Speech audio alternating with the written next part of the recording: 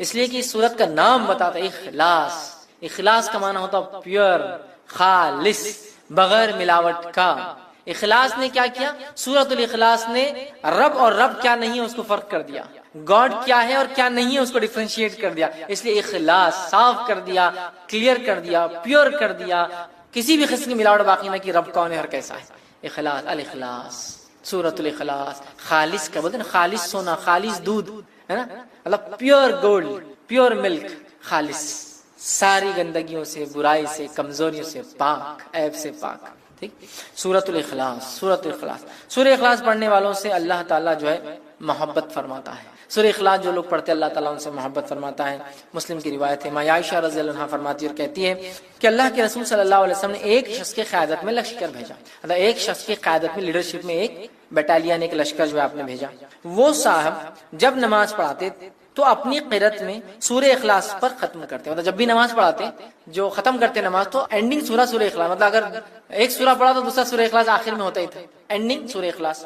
آنے کے بعد لوگوں نے کہا اللہ کے رسول صلی اللہ علیہ وسلم یہ صاحب کیا کرتے تھے، ہر نماز کے اینڈ میں سورہ اخلاص ایڈ رہتا تھا ان کا ایڈیشن. تو ختم کرتے. جب لشکر واپس آیا تو لوگوں نے رسول اللہ صلی اللہ علیہ وسلم ذکر کیا. آپ صلی اللہ علیہ وسلم نے ارشاد فرمایا اس سے دریافت کرو ایسا کیوں کرتا تھا. لوگوں نے اسے دریافت کیا، جا کر پوچھا تم ایسا کیوں کرتے تھے.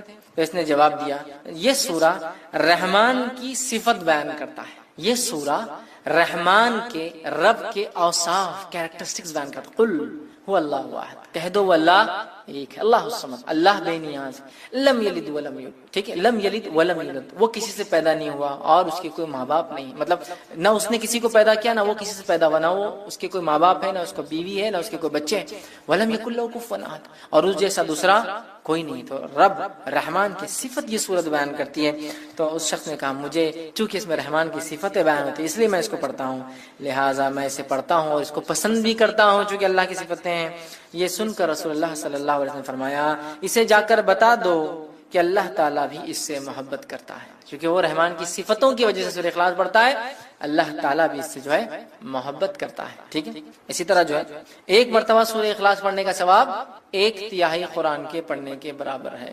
1/3 قرآن پڑھنے کے برابر ہے. صحیح مسلم کی روایت. 1/3 یاد رکھیے کتنی اہم بات ہے، اس لیے کہ اس میں توحید ہے. توحید بڑی اہم بات ہے. ہم مسلمانوں کو ضرورت ہے اس توحید کو سمجھے. جس توحید کے کلمے کو، جس کو ہم کہیں گے، جس توحید کے سورت کو پڑھنے کا ثواب 1/3 قرآن کے برابر ہے، اس توحید کو سمجھیں. ہم توحید کو کبھی نہیں سمجھتے، اللہ ہم پہ رحم کرے، اور شرک میں ہماری زندگیاں گزری چلی جا رہی. ٹھیک ہے، یہ بڑی خطرناک بات ہے، ہمیں توبہ کرنا چاہیے. تو سورہ اخلاص کی ضرور ہم تفسیر پڑھے یاد رکھیں. ٹھیک.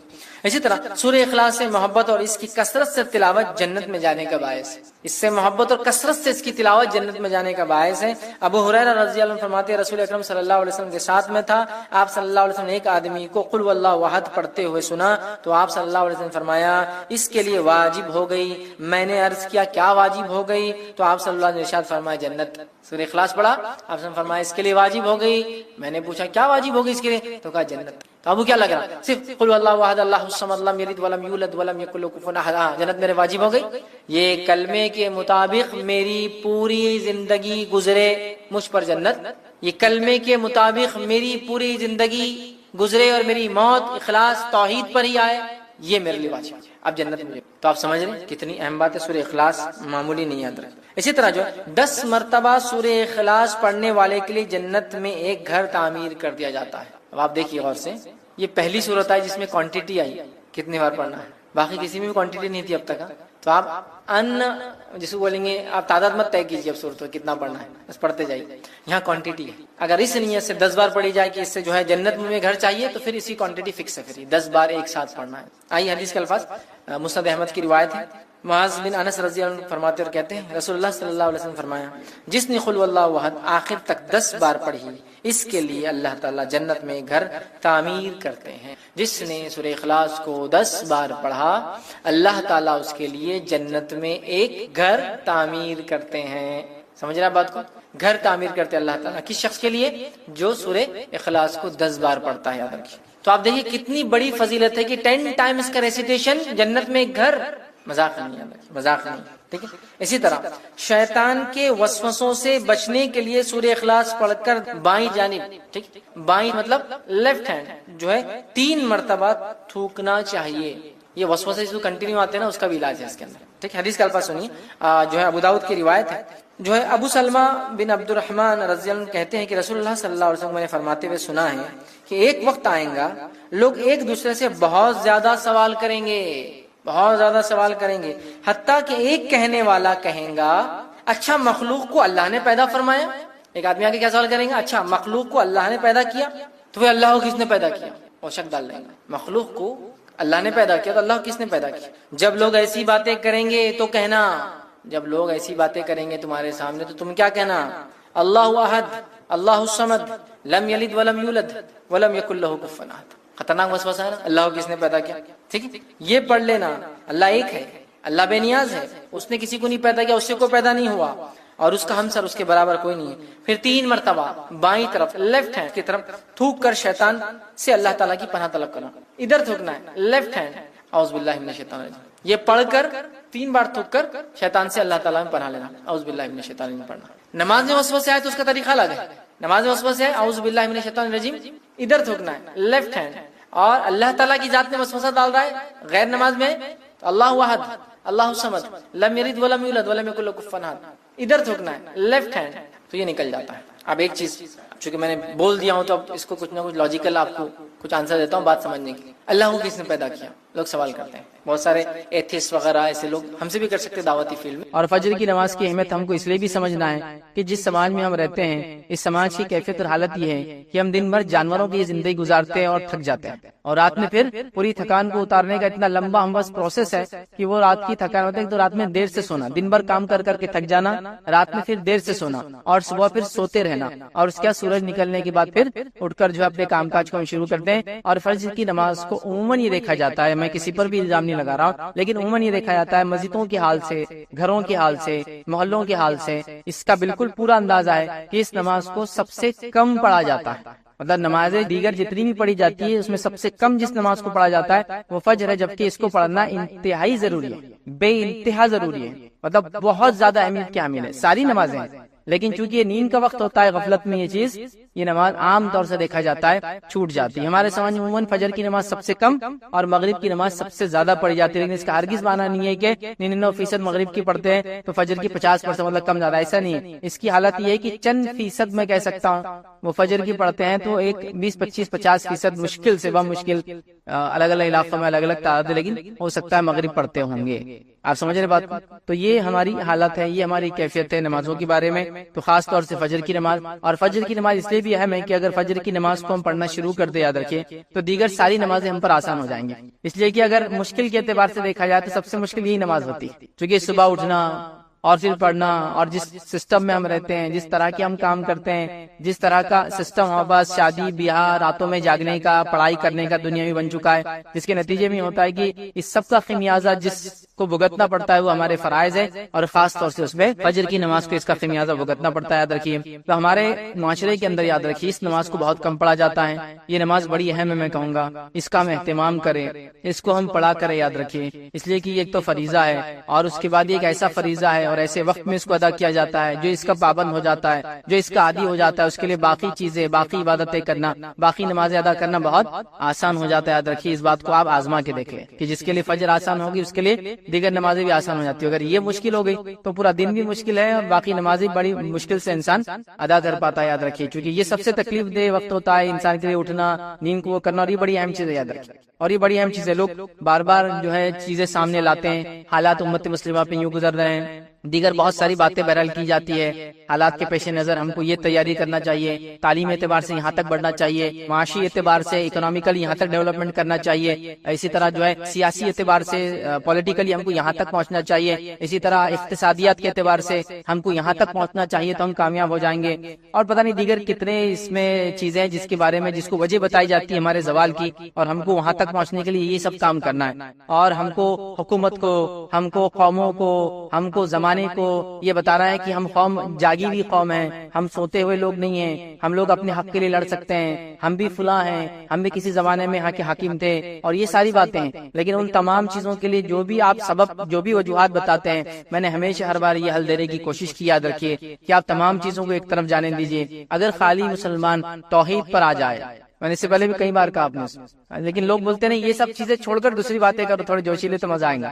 اگر توحید پہ ہم جمع ہو جائے اور ساری امت مل کے اگر نمازیں ادا کرنے لگے اور صرف فجر کے اندر ہی اٹھ جائے تو یہ قوموں کے لیے، حکومتوں کے لیے کھلا اعلان ہوگا کہ بھائی قوم جاگ رہی ہے، اتنا ہی کافی، باقی تو میں کچھ بول ہی نہیں رہا ہوں اس کا۔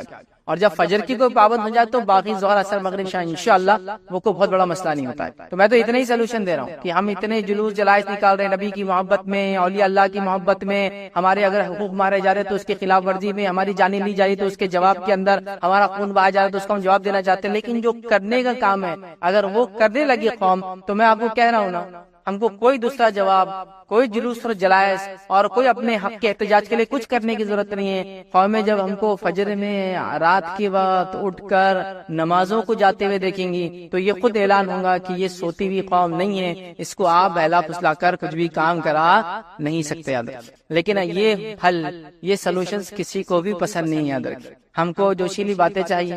حالت یہ ہے کہ رات بھی سونے میں نکالی، آدھے دن تک بھی انسان سو رہا ہے اور پھر جا کے امت کی فکر میں جلسے اور جلائس میں حصہ لے رہا ہے، امت کی فکر میں پتہ نہیں مناظروں میں حصہ لے، امت کی فکر میں فلاں کر رہا ہے، نمازیں دھڑلے سے جاری ہے، شرک کا اپنے عروج پر ہے، اور ہم بات کر رہے ہیں اللہ کی مدد اور نصرت ہم پہ کیوں نہیں آتی ہے۔ تو بھائی اصل چیز کی طرف جانا پڑے گا، اصل چیز کی طرف پہنچ جائے۔ میں یہ نہیں کہہ رہا ہوں کہ ہمیں تعلیم میں آگے نہیں بڑھنا، میں یہ نہیں کہہ رہا ہوں ہم کو سیاست میں آگے نہیں بڑھنا، میں یہ نہیں کہہ رہا ہوں کہ آپ کو معیشت اور اقتصادیات میں آگے نہیں بڑھنا، آپ کو سب میں آگے بڑھنا ہے، لیکن اصل چیز یہ ہے کہ جب آپ توحید میں آگے بڑھ جائیں گے اور نماز میں آگے بڑھ جائیں گے تو دنیا میں ہم آگے ہی آگے رہیں گے، یہ بات ایک دم اصولی ہے۔ اور اگر آپ یہ دو چیزیں پیچھے ہو جائے تو پھر آپ دنیا کے اندر پیچھے رہنا چاہیں، باقی تمام علوم اور فن کے اندر آگے کیوں نہ ہو جائے، آپ آگے نہیں بڑھ سکتے۔ یہ بات بالکل شیور ہے، یہ بات بالکل طے ہے، چونکہ امت مسلمہ کا عروج صرف توحید کی بنیاد پہ ہی ہوا تھا اور اس کا زوال شرک کی وجہ سے ہی ہوا، یاد رکھیے، کہیں بھی کبھی بھی کسی بھی حال میں۔ اور جب توحید کمزور ہوتی ہے تو نماز خود کمزور ہو جاتی ہے، یاد رکھیے، اور دیگر اعمال پھر اس کے بعد نماز کمزور ہو گئی تو خود ہو جاتے ہیں، تو وہ سب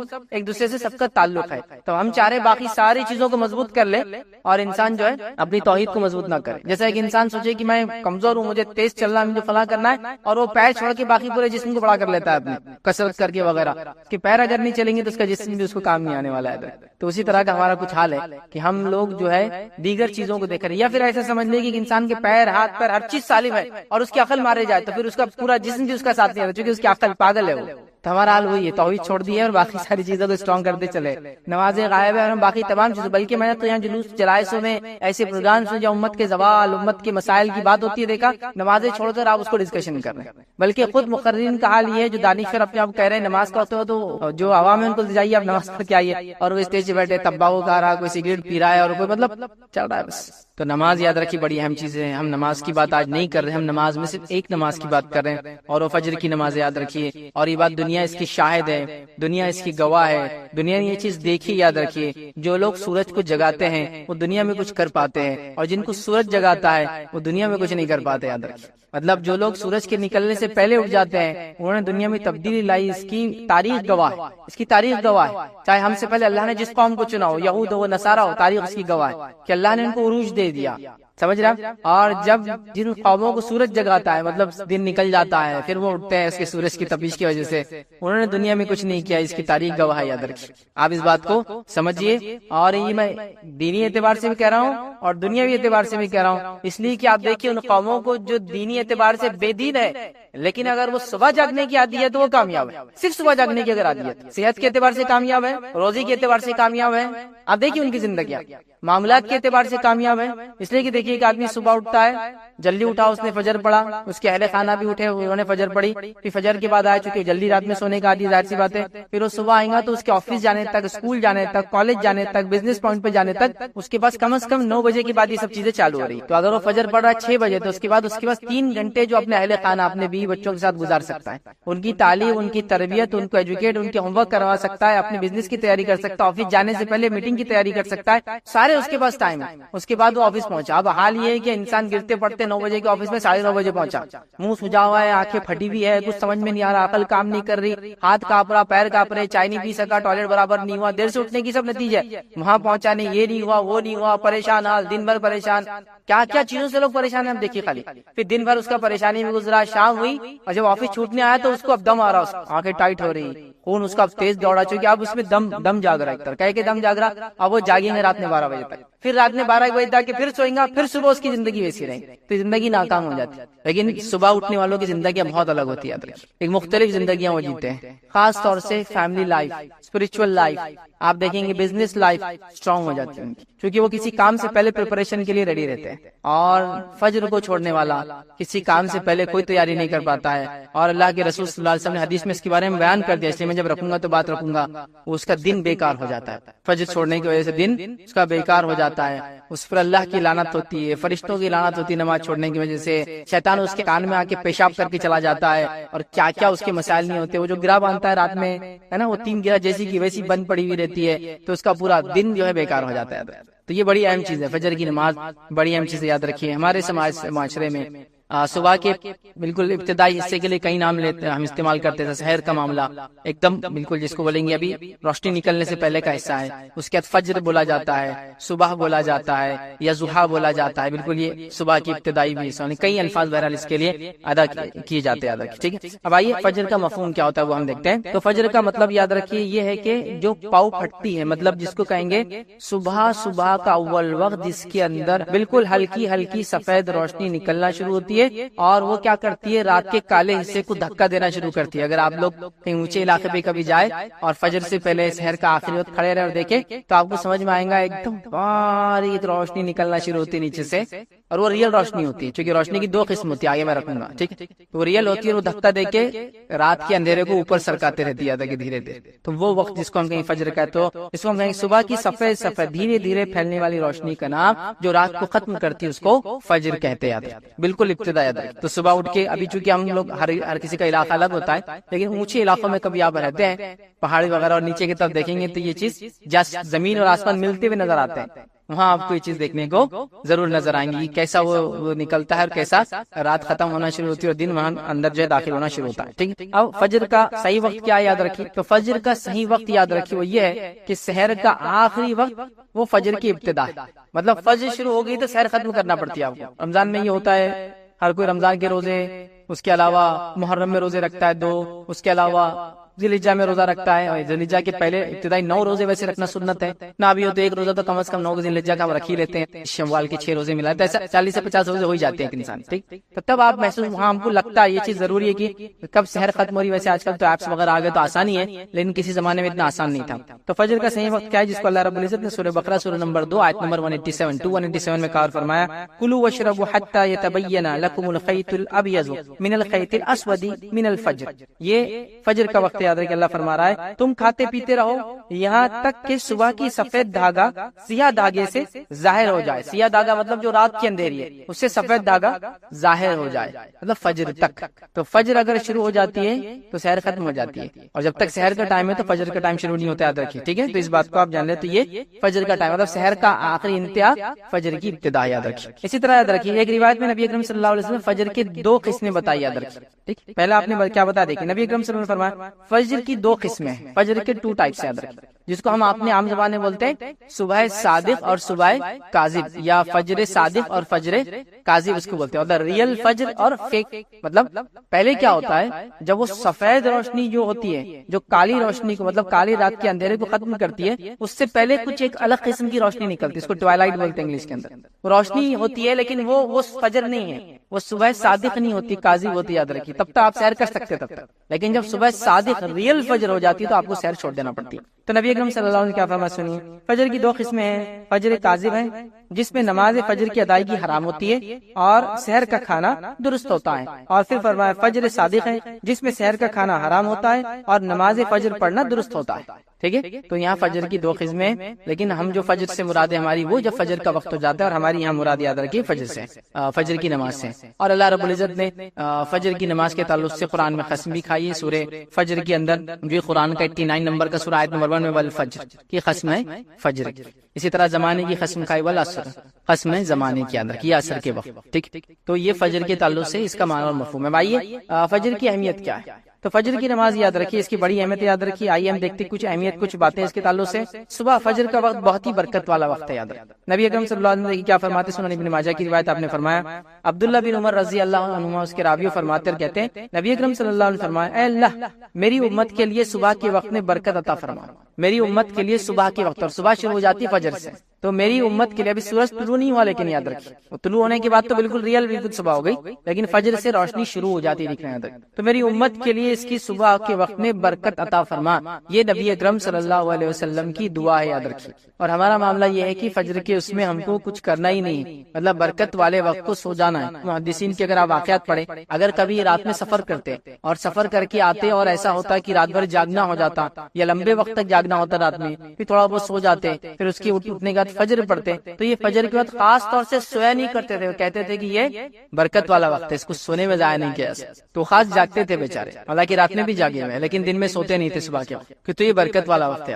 اور اس کی برکتوں کے تعلق سے میں نے آپ کو کہہ دیا نا، آپ صرف فجر میں اٹھنے کی تیاری کیجیے اور فجر میں اٹھ کے دیکھیے، اس کے بعد آپ کے معاملات، زندگی کے معاملات، فیملی ریلیشن، رزق میں برکت، کام میں برکت، وقت میں برکت، ہر چیز میں برکت آپ کو خود بخود نظر آتی ہے، وہ آپ فیل کر سکتے، وہ آپ محسوس کر سکتے، یاد رکھیں۔ لیکن ویسا بولنے سے نہیں ہوگا، وہ کیسا ہوتا ہے وہ میں بھی نہیں سمجھا سکتا ہوں، وہ آپ کریں گے تو آپ کو پتا چلے گا وہ کیسا ہوتا ہے۔ آپ سمجھ رہے ہیں نا، جب آپ کریں گے اس وقت اٹھیں گے، اس وقت جاگنا شروع کریں گے، فجر کی نماز پڑھنا شروع کریں گے، اور اس کے بعد سارے معاملات دیکھیں گے، پھر کچھ دن تو فجر کے بعد بور ہونا چالو ہو جائیں گے، اب اس لیے کچھ کام نہیں رہیں گا، کیونکہ عادت نہیں ہے نا، سسٹم نہیں ہے، گھر میں سب لاشیں پڑی ہوئی رہیں گی، یہاں سے ہوتا تب سب سو رہے، آپ اکیلے جاگ رہے، تھوڑے دن ہوتا، لیکن پھر آپ لوگوں کو منانا شروع کیجیے، سب کو رات میں جلدی سلانا شروع کیجیے، پھر سب کو صبح فجر میں جلدی اٹھانا چالو کر دیجیے، اس کے بعد آپ دیکھیں ایسا لگتا ہے کہ زندگی گھر میں واپس آپ کے لوٹ آئی، تعلقات آپ کی واپس لوگوں سے بن جائیں گے، اور کئی سارے معاملات یاد رکھیں یہاں سے وہاں تک صحیح ہونا چالو ہو جائیں گے۔ اور جب یہ سسٹم صحیح نہیں ہوتا ہے فجر کا، تو پھر مسئلہ یہ ہوتا ہے کہ کام والا اٹھتا ہے تو بیوی بچوں کی لاشیں بچھی ہوئی رہتی ہے، پھر اٹھ کے کام پہ چلا جاتا ہے، پھر بچے اٹھ کے اسکول چلے جاتے ہیں، تو ابھی باپ بچے ملے ہی نہیں ایک دوسرے سے، بیوی اور شوہر کے کوئی تعلقات ابھی نہیں بنے اب تک، مطلب کوئی ریلیشن نہیں، کوئی بات چیت نہیں، کچھ نہیں۔ پھر وہ دوپہر کے شام میں گھر لوٹ کے آ رہا ہے، شام میں لوٹ کے آ رہا ہے تو دعوت میں جانا ہے، مصروفیت یہ بچے کھیل رہے، بچے ہوم ورک کر رہے، فلاں کر رہے، یہ کر رہے، وہ کر رہے، پھر وہ دوستوں میں چلا جاتا ہے، یہ گھر میں رہتا ہے، یہ ٹی وی کے سامنے بیٹھے، یہ دوستوں میں چلا گیا، پھر دیر رات گئے 11-12 بجے، یہ گھر میں داخل ہے، بچے جب تک سو چکے تھے، بیوی جب تک پورا دن ٹی وی دیکھ کر اس کی آنکھیں تھک چکی تھی، وہ بھی اکتا گئی تھی، کوئی آئیڈیاز اب نہیں تھے، شوہر سے کیا بات کرنا سمجھ میں نہیں آ رہا تھا، واٹس ایپ کو دیکھ کے، اس کی نیوزز پڑھ کے اور یوٹیوب کے پروگرام سے ویڈیوز دیکھ کے آلریڈی پورے ایگزاسٹ ہو چکے تھے، اس کے بعد دونوں آئے اور دونوں پھر سو گئے۔ تو فجر کا سسٹم آپ کو کئی چیز کو ریوائیو کر دیں گا، آپ کی زندگی میں تبدیلیاں لانا شروع کر دیں، اتنی تبدیلیاں، اتنی زبردست تبدیلیاں کہ آپ اس کو محسوس کر سکتے ہو۔ 2 سے 3 گھنٹے جو آپ کو ملیں گے آپ کے کام سے پہلے، وہ آپ کی لائف چینجنگ ہوں گے، وہ کئی سارے نئے کام کرنے میں آپ کو مددگار ثابت ہوں گے، یاد رکھیں، اور کئی سارے کام امت کو کرنا ہے، یاد رکھیے یہ سب سے صحیح وقت ہے اس کے لیے۔ تو صبح میں برکت ہے، یاد رکھیے، اور جتنے لوگوں کی تجارتیں صبح ہوتی ہے ان تجارتوں کو آپ غور کیجیے، ان تجارتوں کو آپ مانیٹر کیجیے، اور ان تجارتوں کی برکت کو دیکھیے، ان کی برکت، ان کے مال میں برکت، ان کے بیوی بچوں کے اندر برکت آپ دیکھیے ہو۔ اچھا، اس کے اندر میں یہاں تک بھی آپ کو کہہ سکتا ہوں، اگر بے دین بھی ہوتا آپ یہ چیز محسوس کر سکتے، صرف اس وقت کی برکت کو لے رہے ہو، لیکن اس کے اندر اگر نماز پڑھ کے کرتے تو اور بھی فائدہ ہوتا۔ ایک انسان دنیا میں آتا ہے، خوش بھی ہوتا ہے، غمگین ہوتا ہے، خوشی بھی ہوتی ہے، مومن بھی ہو تو خوش ہوتا ہے، کافر بھی تو خوش ہوتے ہیں نا، خوشیاں ان کو الگ الگ ملتی ہے دنیا، تو فائدہ تو اٹھا رہے ہیں۔ تو وہ لوگ آپ ان کو دیکھیں گے، ایون وہ لوگ جو مانتے نہیں، اللہ پر ایمان نہیں رکھتے، وہ بھی اس کا فائدہ اٹھا سکتے اگر صرف فجر میں جاگنا شروع ہو۔ اور فجر کی تجارتیں آپ ساری دیکھیے، جو تجارتیں سحر سے اور فجر سے چالو ہو جاتی ہے، ان کی برکتیں الگ ہے، ان کا معاملہ ہی الگ ہے، ان کی حالات ہی الگ، جو بھی آپ اس کو کاؤنٹ کر سکتے ہیں۔ تجارتیں، سبزی اور ترکاری کا تجارت، پھل اور فروٹ کی تجارتیں، ہے نا، اسی طرح مٹن اور فش کی تجارتیں، جو گوشت وغیرہ ہوتے ہیں، نان ویج چیزیں ہوتی ہیں، اس کی تجارتیں آپ دیکھیں، دودھ وغیرہ کی تجارتیں، ہے نا، منڈیاں کب سے لگ جاتی ہے؟ صبح فجر سے شروع ہو جاتی ہے۔ اور ان کی زندگیاں دیکھیں، ان لوگوں کی، ان کی برکتیں دیکھیے، ان کی اولادوں کو دیکھیے آپ، اور تمام ان کی صحت دیکھیے، ان کے حالات دیکھیے، عجیب و غریب حالات۔ تو اللہ تعالیٰ نے اس وقت میں برکت رکھی ہے، امت اس سب سے اہم وقت کو سونے میں برباد کری۔ مسلم ممالک میں اگر آپ جائیں گے، کچھ ہر کوئی تو نہیں، لیکن ایک سعودی کی میں مثال دے سکتا ہوں، صبح آفس کے وقت جو ہے 7 بجے چالو ہوتا ہے، مارننگ 7 سے آفس چالو ہوتے ہیں، تو جب صبح 7 بجے آفس چالو ہوتا ہے، 3 سے 4 بجے آپ فری ہو جاتے ہیں، اس کے بعد صبح بھی آپ کی برکت والا وقت تھا، آپ نے اس کو حلال روزی میں ڈالا۔ اس کے شام میں آنے کے بعد ریکریشنل ایکٹیویٹیز، بچوں کے ساتھ رہنا، کھیلنا کودنا، گارڈننگ، گھومنا پھرنا، اس سب کے لیے آپ کے پاس مغرب تک وقت ہے، عشاء تک وقت ہے، اور اس کے بعد آپ جلدی آپ سو جائے، پھر آپ فجر میں اٹھ جائے، تو آپ زندگی میں دیکھیں گے برکت، پیسے میں آپ دیکھیں گے برکت ہے، اولاد میں آپ دیکھیں گے برکت ہے، اولاد میں برکت ہے۔ جب وہ لوگ وہاں کے ماحول سے نکل کے ہندوستان چھٹی میں آتے تو بولتے یار یہاں کی نحوست تو برداشت ہی نہیں ہو رہی، لیکن کچھ دن بعد پھر وہی حال ہوتا ہے، خربوزے کو دیکھ کے خربوزہ رنگ بدل لیتا، پھر یہ بھی سوتے پڑا، مطلب لاشیں پھر بچھی ہوئی صبح کے وقت سب پڑے مردار کی حالت، لیکن وہ محسوس کر سکتے ہیں وہ زندگی، اس کی چہل پہل، اس کے فائدے۔ تو یہ دیکھیے آپ اس چیز کو، آپ کیس مثالیں ہیں۔ بہرحال دوسرا ہم دیکھتے ہیں اللہ کے پاس فرشتوں کی گواہی یاد رکھیں، صحیح مسلم کی روایت ہے، ابو ہریرہ رضی اللہ عنہ اس کے راوی فرماتے ہیں نبی اکرم صلی اللہ علیہ وسلم فرمایا تمہارے پاس رات کے فرشتے اور دن کے فرشتے آگے پیچھے آتے رہتے ہیں، یعنی حفاظت کے لیے آتے ہیں اور جو بھی ریکارڈ کیپنگ کے لیے آتے رہتے ہیں، اور نماز فجر اور نماز عصر میں جمع ہو جاتے ہیں، مطلب دونوں آ کے شفٹ چینج کرتے جمع ہو جاتے ہیں، پھر چڑھ جاتے ہیں۔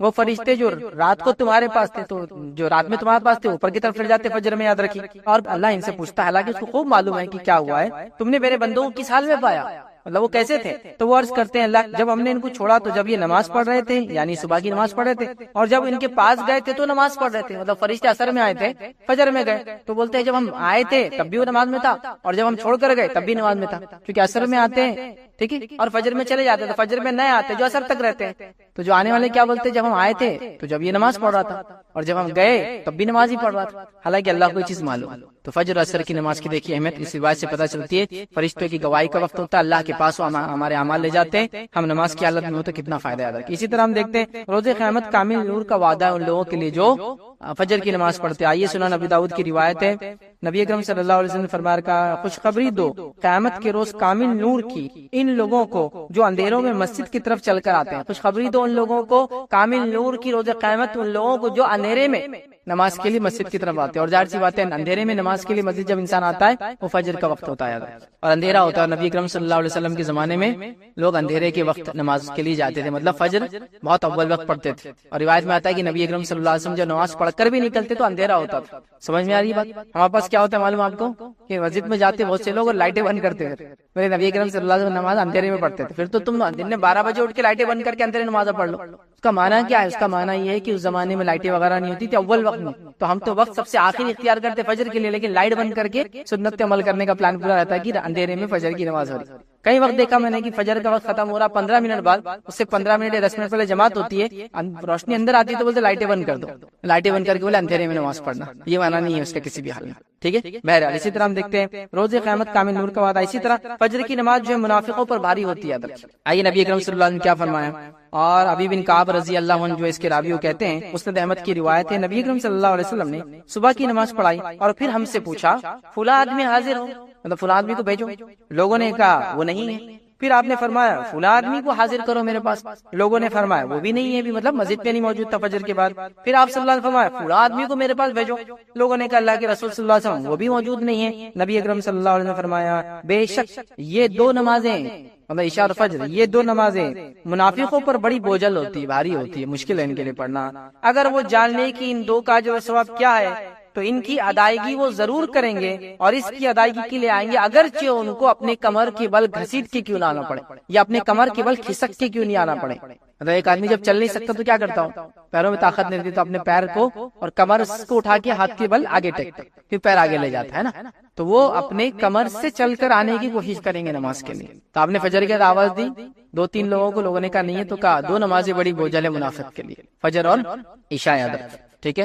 تو بہرحال جو نماز فجر چھوڑتا ہے یاد رکھیے اس میں نفاق کی ایک علامت ہے، اس کا معنی یہ ہوا۔ اسی طرح ہم دیکھتے ہیں فجر کی 2 رکعتیں دنیا اور اس کے اندر جو کچھ ہے اس میں سب سے بہتر ہے۔ آئیے نبی اکرم صلی اللہ علیہ وسلم فرماتے ہیں، صحیح مسلم کی روایت ہے، ام المؤمنین عائشہ رضی اللہ عنہا فرماتی ہے اللہ کے رسول صلی اللہ علیہ وسلم فرمایا فجر کی 2 رکعتوں کے بارے میں فرمایا مجھے ساری دنیا سے زیادہ یہ پیاری اور محبوب ہے، ساری دنیا میں جو کچھ اس سے زیادہ مجھے محبوب فجر کی 2 رکعتیں، یاد رکھیں۔ اسی طرح یاد رکھیں فجر کی اہمیت کے تعلق سے جو ایک بات ملتی ہے وہ یہ ہے، یاد رکھیں فجر کی 2 نفل نمازیں نبی اکرم صلی اللہ علیہ وسلم ہمیشہ پڑھا کرتے تھے، حالانکہ سفر میں تو ہم لوگ قصر کرتے ہیں، نوافل وغیرہ سنت وغیرہ موقعات چھوڑ بھی سکتے ہیں آپ، لیکن نبی اکرم صلی اللہ علیہ وسلم دو نمازیں ایسی ہے جو فرض کے علاوہ بھی سفر میں آپ کبھی نہیں چھوڑتے. ایک فجر کی 2 رکعت اور وتر کی نماز، یہ آپ سفر میں بھی نہیں چھوڑتے تھے، حالانکہ سفر میں آپ دوسری نمازیں چھوڑتے تھے. آئیے حدیث کے الفاظ اس طرح سے بخاری کی روایت ہے. عائشہ رضی اللہ عنہا فرماتی ہے اور کہتی ہے نبی اکرم صلی اللہ علیہ وسلم کسی نفل نماز کی فجر کی 2 رکعتوں سے زیادہ پابندی نہیں کرتے تھے. کسی نفل نماز کی اتنی پابندی نہیں کرتے جتنی فجر کی 2 رکعت ہی کرتے، چونکہ فجر کی نماز ہی اہم ہے. پھر اس کی 2 سنت کی بھی آپ اتنی سختی سے پابندی کرتے کہ دوسری روایت میں آتا آپ سفر میں بھی ان نمازوں کو کبھی کبھی نہیں چھوڑتے. یاد رکھیے ان چیزوں کو ہم کو سمجھنے کی ضرورت ہے. آئیے فجر پڑھنے والوں کی فضیلت کیا وہ آپ کے سامنے رکھتا ہوں. پہلی چیز یاد رکھیے، فجر پڑھنے والا یاد رکھیے اللہ کی پناہ میں چلا جاتا ہے. فجر پڑھنے والا اللہ کی پناہ میں چلا جاتا ہے. آئیے روایت کے الفاظ، صحیح مسلم کی روایت ہے، آپ صلی اللہ علیہ وسلم نے کہا جس آدمی نے صبح کی نماز پڑھی تو وہ اللہ کی ذمہ داری میں ہے، اللہ کی امان میں ہے، اللہ کی پناہ میں ہے، اللہ کی گارنٹی میں ہے، اللہ اس کا ضامن ہے، مطلب وہ اللہ کی ضمانت میں آ چکا ہے. جس نے فجر کی نماز پڑھی وہ اللہ کی ذمہ داری میں ہے. ذمہ داری سمجھتے نا، ضامن گارنٹر ہو گیا اللہ اس کا. پھر آپ نے فرمایا ذمہ داری میں، بس اللہ تم سے اپنی ذمہ داری کا سوال نہیں کریں گا تو جس سے اللہ مطلب پھر اللہ تعالیٰ تمہاری ذمہ داری کا تم سے پھر سوال نہیں کریں گا فجر ہو گئی تو. لیکن جس سے اللہ ذمہ داری کا سوال کر لے، اس سے سوال طلب کر لیا تو وہ آندھے منہ جہنم کی آگ میں ڈال دیا جائیں گا. تو پھر جس نے فجر پڑھ لی وہ ذمہ داری سے بری ہوا، اور اللہ ذمہ داری سے جس کو بری کر دے تو بچ گیا. لیکن جس سے اللہ تعالیٰ اس کی ذمہ داری کے بارے میں پوچھ لیں گا تو اس کو آندھے منہ جہنم کی آگ میں ڈال دیں گے، مطلب منہ کے بل گھسیٹ کے جہنم کی آگ میں ڈال دیا جائے گا. تو جو انسان فجر پڑھ لے وہ اللہ کی امان میں ہے، وہ اللہ کی ذمہ داری میں ہے، وہ اللہ کی سیفٹی اینڈ سیکورٹی میں ہے. اور جس نے فجر چھوڑ دی تو اب اس کی سیفٹی اور سیکورٹی دن بھر نہیں ہو سکتی. اس کو اپنے جان بچانے کے لیے دنیا بھر کی چیزیں کرنا پڑیں گی. یاد رکھیں دنیا بھر کی چیزیں کرنا پڑیں گی. سمجھ رہے اس بات؟ یہ بات بڑی سمجھنے کی. یاد رکھیں. تو میں نے جو بات شروع میں کہی تھی کہ ہم لوگ اپنی جان، اپنے مال، اپنی عزت، اپنی آبرو، اپنے خون کے لیے پریشان ہے نا. تو میں نے یہ کہا تھا نا کہ فجر اگر ہونا شروع ہو جائے تو ایکچولی ہم اللہ کی ذمہ داری میں آ جاتے ہیں. اور جب اللہ ذمہ داری لے لے کسی قوم کی، کسی بندے کی، کسی گروہ کی، کسی جماعت کی، پھر کون اس کو ہاتھ لگا سکتا؟ بتائیے کون اس کو ہاتھ لگا سکتا؟ اور یہ شام تک پناہ میں اللہ کی، رات تک اللہ کی پناہ میں، پھر صبح فجر اس نے پڑھ لی، پھر اللہ کی پناہ میں چلا گیا، اللہ کی ذمہ داری میں چلا گیا. آئیے دوسری یاد رکھیے اس کی فضیلت کیا ہے. فجر جماعت سے پڑھنے والا قیام اللیل کا ثواب پاتا ہے. حدیث کے الفاظ صحیح مسلم کے اس طرح سے جس نے عشاء کی نماز جماعت سے پڑھی تو گویا آدھی رات نفل پڑھتا رہا، اور جس نے صبح اٹھ کر فجر جماعت سے پڑھ لی تو گویا اس نے ساری رات نفل نماز پڑھتا رہا. کیا فرمایا آپ نے؟ جس نے عشاء کی رات نماز پڑھ کے سو گیا اس نیت سے کہ فجر پڑھوں گا تو آدھی رات اس کو نماز کا ثواب مل جاتا ہے. اور اگر وہ فجر میں اٹھ جاتا ہے، صبح با جماعت نماز پڑھ لیتا تو گویا اس نے ساری رات نماز پڑھتا رہا. تو ساری رات قیام اللیل کا ثواب مل جاتا ہے. جو عشاء پڑھ کے سوتا ہے فجر میں اٹھ جاتا ہے. یہ مسئلہ ان لوگوں کے لیے ہو سکتا ہے جو رات میں کسی وجہ سے اللہ کی عبادت نہیں کر پاتے، مصروفیت کی وجہ سے، رزق کی وجہ سے، روزی کی وجہ سے، پریشانی کی وجہ سے، بیماری کی وجہ سے، سفر کی وجہ سے. لیکن عشاء کے بعد اگر فجر پڑھ لیتے ہیں تو رات بھر نفل کا انشاءاللہ اجر مل جاتا ہے. یاد رکھیں اس کو سمجھیں. اسی طرح فضیلت میں یاد رکھیں ایک اور فضیلت آتی ہے، فجر پڑھنے سے شیطان کی گروہوں سے اس کے کیا بولیں گے جو وہ ہم پر گرہ لگا دیتا ہے، نوٹس باندھ دیتا ہے، یاد رکھیے اس سے ہم محفوظ رہتے. یاد رکھیے صحیح بخاری کی روایت ہے، غور سے سنیے. ابو ہریرہ رضی اللہ عنہ کیا فرماتے ہیں اس حدیث کے اندر بڑی زبردست 2 باتیں یاد رکھیں، زبردست 2 باتیں. پہلی ایک حدیث میں تو آ گیا اللہ کی ذمہ داری میں ہم چلے جاتے ہیں، اس حدیث میں اور 2 زبردست باتیں ہیں. سنیے آپ صلی اللہ علیہ وسلم فرماتے ہیں کہ شیطان آدمی کی سر کے پیچھے رات میں سوتے وقت 3 گرہ لگا دیتا ہے، 3 نوٹس باندھ دیتا ہے. گرہ لگانے سمجھتے نا، رسی وغیرہ باندھ، 3 گرہ لگا دیتا ہے. اور ہر گرہ پر یہ افسوس پھونک دیتا ہے کہ سو جا ابھی رات باقی ہے. اس پہ پھونک مار کے بولتا ہے سو جا ابھی رات باقی، یہ پھونک مار کے لگا دیتا ہے. پھر اگر کوئی بیدار ہو جاتا ہے، اٹھ جاتا ہے اور اللہ کی یاد کرنے لگتا ہے تو ایک گروہ کھل جاتی ہے، ایک نوٹ اس کا گرہ کھل جاتی ہے. پھر وہ وضو کرتا ہے تو دوسری گرہ کھل جاتی ہے، دوسرا نوٹ کھل جاتا ہے. اور پھر اگر وہ نماز فجر کو پڑھ لیتا ہے، صبح کی نماز پڑھ لیتا ہے تو تیسری گرہ بھی کھل جاتی ہے. تو شیطان سوتے ہو 3 نوٹ مارتا ہے، 3 گرہ مارتا ہے، یہ بولتا ہے بھی سو جا لمبی رات ہے. لیکن اگر انسان صبح اٹھ جاتا ہے، اللہ کا ذکر کر لیتا ہے تو ایک گرہ کھل جاتی ہے، وضو کر لیتا ہے دوسری کھل جاتی ہے، نماز پڑھ لیتا تیسری اس کی جو ہے وہ جو گرہ لگا دیتا ہے وہ کھل جاتی ہے. یاد رکھیے نوٹ کھل جاتا ہے. اور اسی طرح صبح کے وقت آدمی چاق اور چوبند اور خوش مزاج ہو جاتا ہے. چاق اور چوبند، چست اور پھرتیلا، اور اسی طرح جو ہے خوش مزاج ہو جاتا ہے. خوش مزاج سمجھتے آپ؟ خوش مزاج لوگوں کو ڈھونڈنا آج کل بہت مشکل ہے، اس لیے کہ ہر آدمی بد مزاج ہو چکا ہے. ہے نا، تو خوش مزاج ہو جاتا ہے، اس کا دن اچھا ہوتا ہے۔ اور اگر ایسا نہ ہوا تو سن لیجئے کیا ہوتا ہے، ورنہ سست ہو جاتا ہے، پورا دن سستی میں جاتا ہے اور بد باطن ہو جاتا ہے، اس کا پیچھے والا حصہ، اس کا انٹرنل حصہ، اس کا باطن سب خراب ہو جاتا ہے۔ تو ایک فائدہ تو یہ شیطان کی گروہ سے بچ گئے، گرہ جو لگاتا ہے۔ دوسرا فائدہ ہوا صبح چست اور پھرتیلے اس سے نکلتی ہیں اور مزاج اچھا ہو جاتا ہے۔ تو فجر بڑی اہم چیز ہے، یاد رکھیے، بہت اہم چیز، اسی کو امتحان۔ اسی طرح جنت میں داخلے کا ذریعہ فجر کی نماز۔ آئیے نبی اکرم صلی اللہ علیہ وسلم کیا فرمایا، صحیح مسلم کی روایت سنیے، جس نے 2 ٹھنڈی نمازیں پڑھی وہ جنت میں جائیں گا۔ اور 2 ٹھنڈی نمازیں یہاں مراد علماء لکھتے ہیں اس کی شرح میں فجر اور عصر کی نمازیں، یاد رکھیے، ٹھیک ہے۔ اسی طرح دوزخ سے دوری کا باعث ہے یہ 2 نمازیں، خاص طور سے فجر کی نماز اور عصر کی نماز دوزخ سے دوری کا باعث ہے۔ یہ بھی صحیح مسلم کی روایت ہے، آپ صلی اللہ علیہ وسلم نے فرمایا کہا کہ نہ داخل ہوں گا کبھی وہ شخص دوزخ کی آگ میں، جہنم کی آگ میں، جس نے نمازیں ادا کی قبل طلوع آفتاب سے اور قبل غروب آفتاب کیا۔ مطلب قبل طلوع آفتاب مطلب سورج کے نکلنے سے پہلے نماز پڑھی اور سورج کے غروب ہونے سے پہلے نماز پڑھی۔ اور یہ 2 کون سی نمازیں ہوئی پھر؟ سورج نکلنے سے پہلے کون سی پڑھتے ہیں؟ فجر۔ اور سورج ڈوبنے سے پہلے کون سی پڑھتے ہیں؟ عصر۔ اور ڈوبنے کے بعد کون سی پڑھتے ہیں؟ مغرب۔ تو عصر اور فجر کی نماز جو پڑھیں گا جہنم سے دور ہو جائیں گا، جنت میں داخل ہو جائیں گا، ٹھیک۔ اسی طرح جو ہے ایک حج اور ایک عمرے کا ثواب ملتا ہے اگر فجر کے بعد بیٹھ کے آپ نے ذکر کیا تو، فجر بھی اس میں شامل ہے، تبھی وہ ثواب ملتا ہے۔ اور ایک حج اور ایک عمرے کا ثواب، اور یہ صحیح روایت یاد رکھیں، سنیے حدیث کے الفاظ۔ انس بن مالک رضی اللہ عنہ کہتے ہیں صحیح الجامع میں روایت یاد رکھی، اللہ کے رسول صلی اللہ علیہ وسلم فرمایا، جس نے نماز فجر باجماعت پڑھی پھر بیٹھ کر اللہ کا ذکر کرتا رہا یہاں تک کہ سورج نکل آیا، مطلب اشراق کے وقت تک وہ کرتا رہا، پھر اس نے 2 رکعتیں پڑھی تو ایک حج اور ایک عمرے کا اس کو ثواب ملے گا۔ وہ کہتے ہیں کہ رسول اللہ صلی اللہ علیہ وسلم نے فرمایا پورا پورا پورا پورا پورا پورا، یعنی ایک اور ایک حج اور ایک عمرے کا پورا ثواب ملے گا۔ آپ نے 3 بار اس کو بولا، پورا پورا ملے گا۔ فجر پڑھی، بیٹھا رہا کب تک؟ اشراق تک۔ ہم لوگوں کے لیے تو بہت آسان ہے، ہماری فجر ہوتی ہے سورج نکلنے کے 10 منٹ پہلے اور اشراق شروع ہوتی ہے سورج پورا نکلنے کے بعد۔ تو اگر ہماری فجر کے حساب سے اگر لے تو 40 منٹ میں ہم یہ ثواب پا لیتے ہیں، اور اگر نبی اکرم صلی اللہ علیہ وسلم کے زمانے میں جو فجر ہوتی تھی وہ لے تو تقریباً اس کو 1.5 گھنٹہ لگ جائے گا۔ سمجھ رہے ہیں بات؟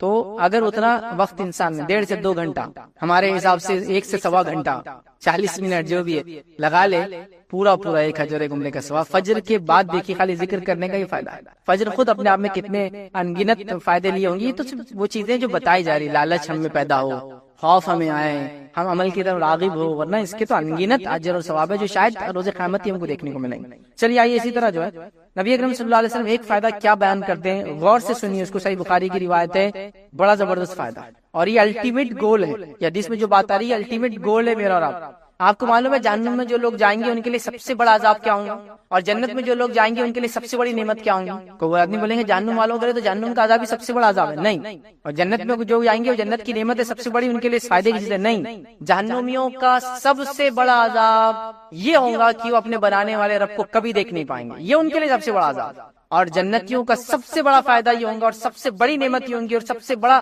اجر یہ ہوگا اور سب سے زیادہ خوش وہ تب ہوں گے جب اپنے رب کو دیکھیں گے۔ یہ الٹیمیٹ 2 چیزیں یاد رکھیے آپ، یہی ہے۔ تو جہنم سے بڑا عذاب کافروں کو وہ جو جہنم میں جائیں گے وہ کبھی اپنے بنانے والے کو دیکھ نہیں پائیں، لیکن جو لوگ اپنے کریٹر کو، اپنے خالق کو دیکھ پائیں گے، ان کی کئی صفتوں میں سے ایک صفت فجر کی نماز بھی ہے۔ سن لیجیے نبی اکرم صلی اللہ علیہ وسلم نے کیا فرمایا اس حدیث میں، آپ نے فرمان کہا، جریر بن عبداللہ رضی اللہ عنہ بیان کرتے ہیں کہ نبی اکرم صلی اللہ علیہ وسلم کی خدمت میں حاضر تھے، آپ صلی اللہ علیہ وسلم نے چاند کی طرف نظر اٹھائی اور 14ویں کی رات تھی اس دن، چاند کی طرف نظر اٹھائی جبکہ 14ویں کی رات مطلب مون فل ہوتا ہے، مون 28 ڈیز کی سائیکل میں چلتا ہے، تو 14 کو ایک دم تاپ پر ہوتا ہے، مطلب سب سے زیادہ اس کی تیزی ہوتی ہے۔ پھر فرمایا کہ تم لوگ بے ٹوک مگر بغیر کسی تکلیف کے اسی طرح اپنے رب کو دیکھو گے جس طرح اس چاند کو دیکھتے ہو۔ چاند کو دیکھنے میں کوئی تکلیف ہوتی ہے؟ نہیں ہوتی، آسانی سے دیکھ سکتے، اب 14ویں کو ہے کوئی بھی ہو، سورج نہیں دیکھ سکتا بس، تو کہا اسی طرح تم اپنے رب کو دیکھو گے، ٹھیک۔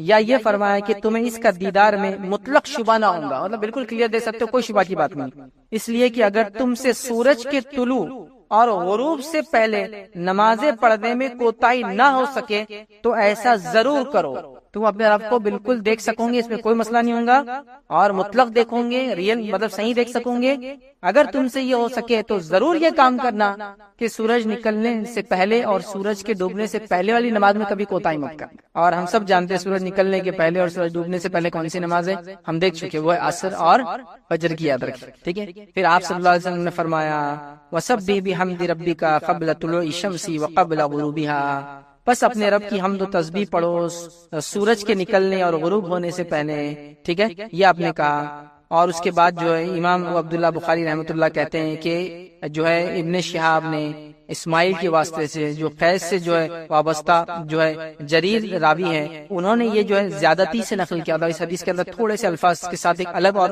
روایت میں الفاظ آتے ہیں، وہ یہ ہے کہ آپ صلی اللہ علیہ وسلم نے فرمایا تم اپنے رب کو صاف دیکھیں گے۔ اس میں کچھ الفاظ زیادہ ہے، وہ یہ کہ تم اپنے رب کو صاف دیکھو گے، لیکن کس کے لیے آسان ہوگا؟ تم کر سکو تو ضرور فجر اور عصر کو پڑھنا، سورج نکلنے سے پہلے اور ڈوبنے سے پہلے کی نماز پڑھنا، یہ کام انشاءاللہ عزیز آسان ہو جائے گا۔ تو میں سمجھتا ہوں یہ کافی فضیلتیں ہیں اہل فجر کے لیے، بلکہ علماء کے اقوال تو یہاں تک ہیں، علماء سے کسی نے سوال کیا کہ کوئی بیمار ہے یا دعا کرانے کے تعلق سے کہ ہم کس سے کرائیں، تو کہا اہل فجر میں دعا، مطلب فجر کے وقت جا کے لوگوں کو دعا کا، چونکہ وہ اللہ کے خاص بندے ہوتے ہیں۔ بلکہ امام صالح العثیمین رحمہ اللہ کی کچھ اقوال مجھے یاد آ رہے ہیں، جن میں سے انہوں نے کہا اللہ کے چنندہ بندے ہیں وہ جو فجر میں ملتے ہیں، آپ اللہ کی چوزن ہیں، سلیکٹڈ لوگ ہیں جو فجر میں ملتے ہیں آپ کو مزے۔ کچھ لوگوں کے تو یہاں تک قول ہے کہ اگر فجر میں کسی کو پاؤ تو قرض مانگے تو دینے میں پھر بیر مت کرو، انشاءاللہ واپس چکائیں گے، کیونکہ وہ فجر میں حاضر رہتا ہے۔ فجر پڑھنا آسان نہیں ہے، اس لیے کہ فجر میں صرف خالص ایمان والے ہی آ سکتے ہیں، منافقوں کو اس میں دخل ہی نہیں ہے۔ اسی لیے آپ دیکھیں گے بہت سارے لوگ جمعہ وغیرہ میں اعلان کراتے دعا کا، لیکن اہل علم آج بھی اگر ان کو دعا کرانا ہو تو فجر کی نماز میں اعلان کراتے دعا کا، کیونکہ وہ جانتے ہیں کہ فجر میں اللہ کے صرف مخلص اور خاص بندے جمع ہوتے ہیں، تو فجر میں دعا کا اعلان کراتے ہیں کہ دعا کا بولو بیمار کی شفا کے لیے یا جو تندرستی کے لیے یا جو بھی مسائل یاد رکھیں۔ فجر بڑی اہم چیز یاد رکھیں۔ نبی اکرم صلی اللہ علیہ وسلم نے یاد ہے وہ 70 قرہ مارے گئے تھے دھوکے سے، تو آپ کون سی نماز میں دعا کرتے تھے ان کے لیے؟ فجر میں کرتے، چونکہ فجر میں جس نے پڑھ لیا امان میں آ گیا نا، تو اگر قومی اعتبار سے بھی ہم پہ کوئی مسئلہ ہے تو فجر میں ہم دعا کریں گے اس کے لیے۔ اب فجر میں دعا کرنا ہے تو فجر میں اٹھ کے آنا پڑے گا اس کے لیے، نماز میں وہ دعا ہوتی ہے۔ لیکن ہم کو آپ بولیے قیام اللیل نفل نماز میں تو مسجد اور سڑکیں بھر بھر کے ہم دعائیں کریں گے، لیکن فجر میں آگے کرنے کو بولیے آپ کو 2 صف بھی نہیں ملیں گے۔ امت مسئلے میں ہے، امت برے حال میں ہے، امت پہ حالات بن کے آ گئے، امت کی عزتیں اور خون بہایا جا رہا ہے، ہو رہا ہے نہیں ہے؟ میں نے شروع میں کہا نا فجر اس کا علاج ہے، فجر میں آؤ خیر ہو۔ نبی اکرم صلی اللہ علیہ وسلم کے 70 صحابہ جو دن کا علم سیکھتے تھے اور علم رکھتے تھے، گویا صحابہ تو ویسے جنگ میں سبھی ماہر تھے، عربوں کا سسٹم ہی تھا، ان کو دھوکے سے بلایا گیا اور ان سب کو قتل کر دیا گیا، تو اللہ کے رسول صلی اللہ علیہ وسلم بہت برا لگا اور آپ نے کئی دنوں تک بد دعا کی ان مشرکین کے لیے۔ فجر تھا نا، تو آج بھی ہم پہ قومی حالات آ رہے ہیں، سماجی حالات آ جا رہے ہیں، ملک کے ملک ہمارے ظلم اور جبر کے فیصلے سنا دیے جا رہے ہیں، تو حل ہے نا ہمارے پاس۔ تو ہم لوگ قیام اللیل میں دعائیں کر رہے ہیں، ہم لوگ تراویح میں دعائیں کر رہے ہیں، ٹھیک ہے وہ بھی درست، ان فجر میں آؤ پھر دعا کرو۔ ایک تو فرض نماز ہے، یہ سب سے اصل چیز ہے نا، اور اللہ کے امان میں آلریڈی بندہ آ جاتا ہے جب فجر پڑتا ہے، زندگی میں برکت آ جاتی ہے فجر کی وجہ سے، چاق اور چوبند ہو جاتا فجر کی وجہ سے، تو ظاہر سے جسم جب چاق اور چوبند ہوگا تو عقل بھی چاق اور چوبند ہوتے ہو جائیں گے، اس کا مزاج اچھا ہوگا، کتنے فائدے اس کے بہرحال ہم نہیں سمجھتے۔ آئیے بس فجر کے اٹھنے کے لیے کیا کوشش ہم کر سکتے ہیں وہ آپ کے سامنے رکھتا ہوں کہ فجر میں کیسے اٹھیں۔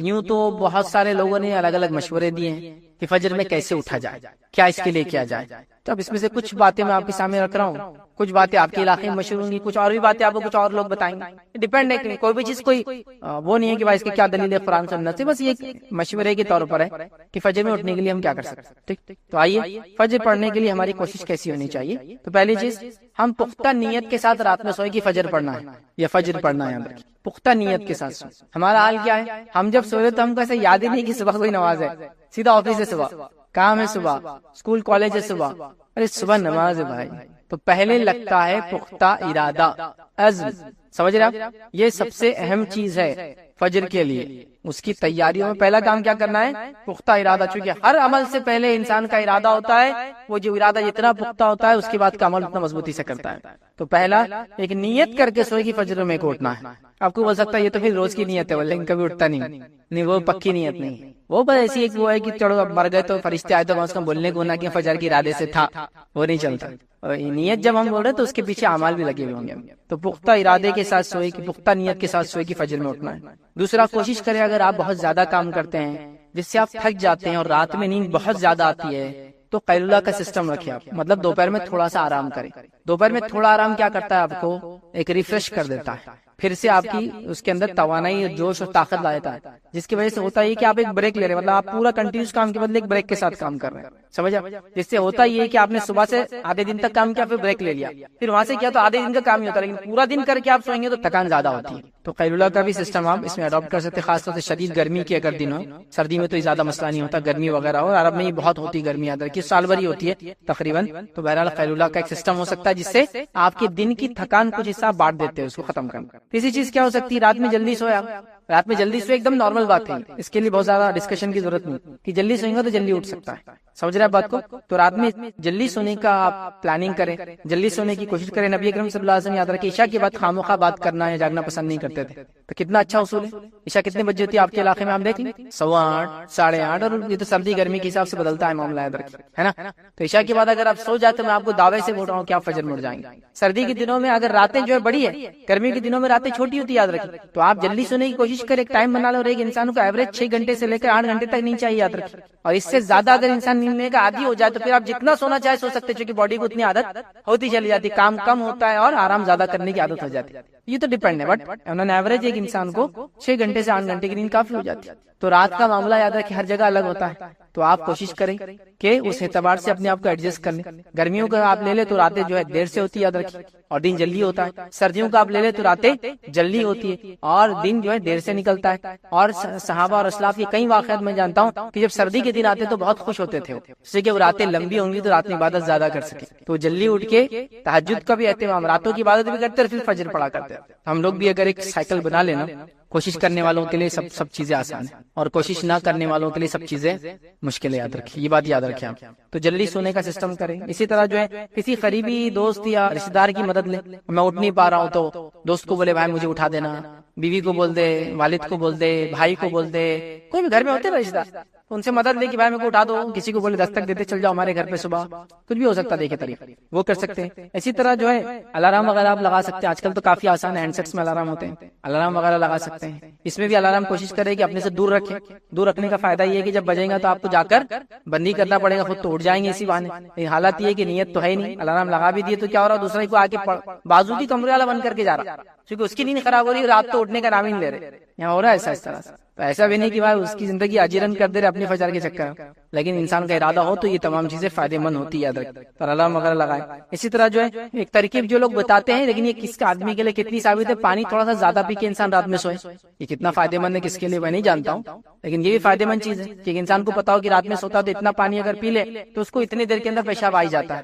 تو پھر نیچرلی وہ صبح کیا ہوتا ہے، اٹھ جاتا ہے جلدی. آپ دیکھیے، آپ اگر 1 گلاس پانی پی کے سوتے ہیں اور آپ اگر 6 گھنٹے تک سوئے آپ کو پیشاب نہیں آتا ہے، تو آپ 2 گلاس پی کے سوئے، آپ دیکھیں گے آپ 5 گھنٹے میں آپ کی نیند نشا ہو جاتی ہے. نیچرلی باڈی کو ایسا لگتا ہے کہ مجھے اٹھنا چاہیے ضرورت کے، اٹھتا ہے تو ظاہر سی بات اس کو فجر بھی مل جائے گا. لیکن یہ کہ ہر آدمی کے اعتبار سے نہیں ہے، لیکن کس کو کتنا سوٹ ہوتا ہے نہیں پتا. لیکن ایسے بھی لوگ اختیار کرتے ہیں ٹیکنیک کہ پانی زیادہ پی کر سوتے ہیں، جسے فجر میں اٹھنے میں ان کو آسان، چونکہ بلیڈر پیشاب کی تھیلی بھر جاتی ہے اس سے. اور پھر انسان کو ایک سینسر رہتا ہے باڈی میں، وہ نیند میں بھی رہتا جگاتا ہے کہ پیشاب آیا، اور انسان نیچرلی اٹھ کے پیشاب ہو جاتا ہے. تو بہرحال یہ چیزیں ہو سکتی ہیں. اس کے علاوہ کچھ لوگ بڑے حساس ہوتے ہیں، کوئی بھی آواز آ جائے، فجر کی اذان وغیرہ بھی ہو جائے تو اٹھ جاتے ہیں، لیکن وہ حس بہت کم لوگوں میں آج کل نظر آتا ہے. ان پہلے لوگوں میں یہ حس تھا، میں نے دیکھا کہ فجر کی اذان ہو جائے تو لوگ اٹھ جاتے. اور ایک چیز یہ بھی یاد ہے، فکر کے ساتھ اگر آپ سوئیں نا تو آپ برابر اتنی دیر میں اٹھ جاتے ہیں جتنی دیر میں آپ کو اٹھنا ہے. اگر آپ کو فکر ہو کوئی چیز کی تو کوئی بھی چیز کی ہو سکتی ہے. اس کا اگر آپ کو اندازہ لگانا ہے تو کبھی آپ نے اگر سفر کا ارادہ کیا اور آپ سو رہے اور آپ ہی ذمہ دار ہے جس کو صبح لے کر سب کچھ چلنا ہے، تو دیکھیے آپ بغیر الارم کے، الارم بجنے سے 10 منٹ پہلے اٹھ کے آپ اس کو بند کرتے،